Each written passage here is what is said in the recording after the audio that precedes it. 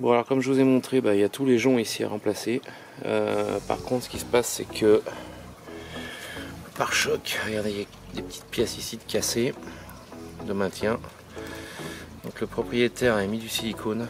Voilà, ça va pas empêcher que ça bouge. Maintenant l'idée c'est d'enlever tout ce silicone là. Alors, il y en a de partout, hein. On a foutu dans tous les sens. Voilà. Là les vis on voit que ça a tout rouillé, il y a plus rien qui tient. On va démonter tout l'arrière, on va reposer une bande de joint. Là pareil, on va démonter tout le tour, tout le long, on va tout démonter, on va rejointer tout ça.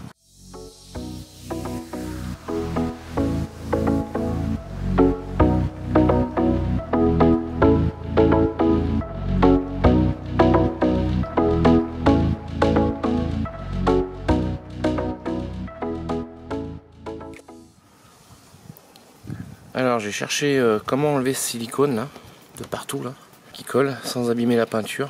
Et ben voilà, c'est au bout de mes mains. C'est la marque, pour la nommer Parksize. Et franchement c'est trop cool. Franchement, ça vous enlève le plus gros du silicone, mais au top. Voilà. Sans abîmer la peinture. Hop. C'est franchement, ça tient sur le joint. Un petit coup, et ça s'enlève facilement tout seul. Voilà, c'est le top. Franchement, voilà. Il y a du vent. Donc là, voilà, après un petit coup de nettoyage, mais pour enlever le plus gros, c'est impeccable. Voilà, je vous recommande, ça va bien. Bon alors pour vous dire, je suis après démonter le pare-choc là. Mais alors toute la visserie, tout ce qui est là, la visserie, regardez, ça ressemble, mince, ça ressemble à ça. C'est rouillé, ça tient plus, c'est une catastrophe.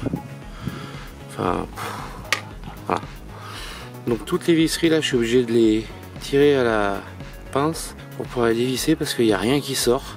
Mais là, il y a vraiment du job. Donc on va tout sortir, on va remettre un joint mousse autour derrière et puis on va revisser mais avec de la vis un peu plus profonde et puis de la vis inox parce que là franchement c'est une catastrophe quoi le truc, et pourtant il n'est pas vieux ce camping-car, mais voilà. Donc le pare-choc est déposé, on a retiré tout le butyl qui avait collé là, franchement c'était nul. On va mettre une bande de mousse expansive et peut-être un joint silicone colle. En attendant, le butyl, c'est pas top sur ce genre de véhicule, la Rimor, surtout que les panneaux sandwich, je vais vous montrer, ils s'arrêtent mais net et que voilà, ça a pris l'humidité de partout. C'est gonflé d'eau. Le plancher commence à prendre l'eau. Donc là c'est mou, c'est une catastrophe. Donc l'idée, je vais injecter de la résine. On va sécher, mais vraiment sécher tout ça avec un soufflant, plus on va faire des prières pour qu'il ne pleuve pas et qu'il fasse beau. Une fois que ce sera sec, on va goudronner, on va passer du goudron qui va étancher tout ça. Et une fois que ce sera étanche, l'humidité, le reste partira dans la cloison, dans le véhicule, mais plus de dégâts des eaux. On sera tranquille quelques années. Alors si c'est comme ça à l'arrière, ça va être comme ça sur le reste, sur les côtés, là-bas. Et je vais faire tout le tour du camping-car. L'idée est là. Allez, on y va. Bon alors le chantier avance bien. À quoi ça ressemble avant. Et puis voilà à quoi ça ressemble une fois traité. Voilà, c'est quand même beaucoup mieux. Donc on va continuer. Donc le truc c'est que on injecte ça en profondeur, bien dans la paroi, dans les trous, les crevasses, enfin voilà, dans tout ce qui est trous, crevasses et ainsi de suite. On injecte, que ça durcisse, que ça prenne. Une fois que ça a pris, on met un coup d'étanchéité avec une cartouche. C'est pas pour faire de la pub, mais ça va pas mal, tout en un. Voilà, c'est le 11FC qui est un mastic colle. Et donc on revient à une étanchéité plus que correcte. C'est quand même beaucoup mieux. Et puis là-dessus, eh ben, on va reblacksonner un petit coup avec un petit blackson fin. Puis on est reparti pour quelques années. Tout est repris, tout est refait. J'ai passé du goudron par-dessus. Donc là on est bon.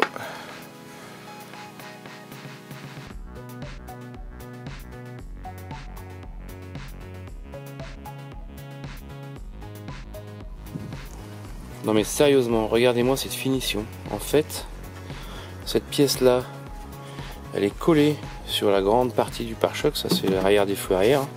Sur la grande partie du pare-choc. Et le petit morceau là, il est posé dans une glissière. Vous voyez, il coulisse.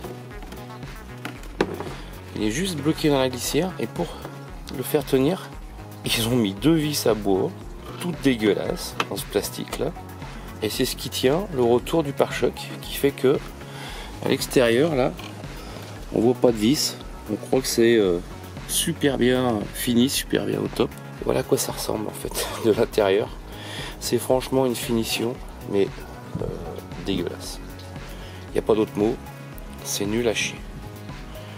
Plus ça va, plus je trouve que les finitions de ce camping-car sont vraiment, mais vraiment mal faites.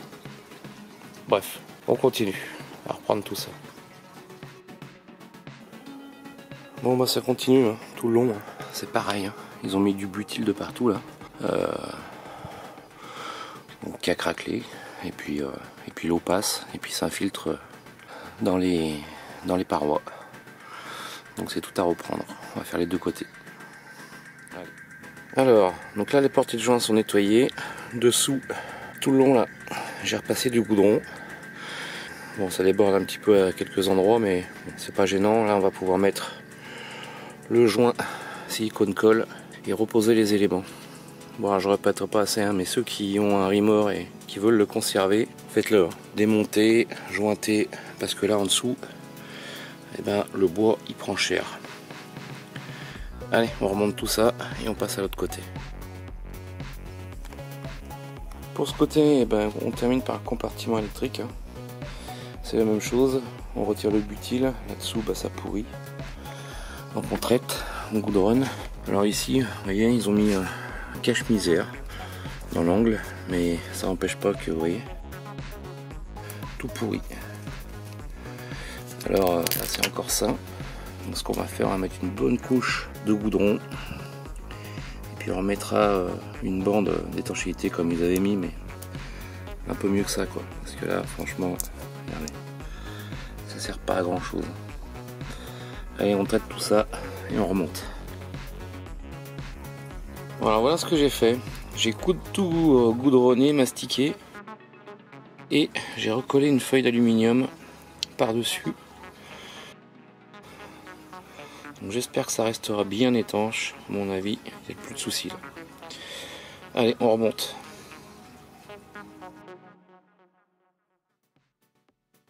Première partie remontée. Donc ici ça a tout été refait, c'est nickel.